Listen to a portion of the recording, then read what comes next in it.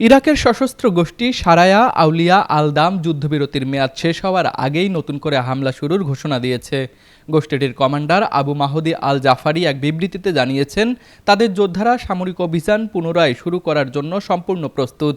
টেলিগ্রামে প্রকাশিত ওই বার্তায় তিনি দাবি করেন, তাদের বাহিনী ইতিমধ্যে ইরাক ও পুরো অঞ্চলে দখলদার শক্তির বিরুদ্ধে 200টিরও বেশি অভিযান পরিচালনা করেছে। রংপুর শহরে নিরিবিলি ও মনোরম পরিবেশে অবস্থিত রংপুর গ্রুপের প্রিমিয়াম আবাসন প্রকল্প আনান সিটিতে নগদ মূল্য ও সহজ কিস্তিতে প্লট এবং কন্ডোমিনিয়াম অ্যাপার্টমেন্ট বিক্রয় চলছে।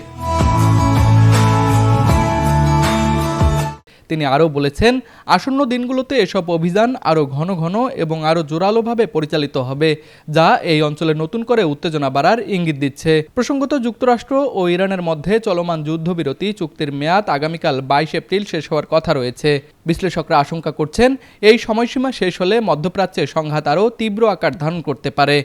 তুষার আচার্য, আন্তর্জাতিক ডেস্ক, RCTV।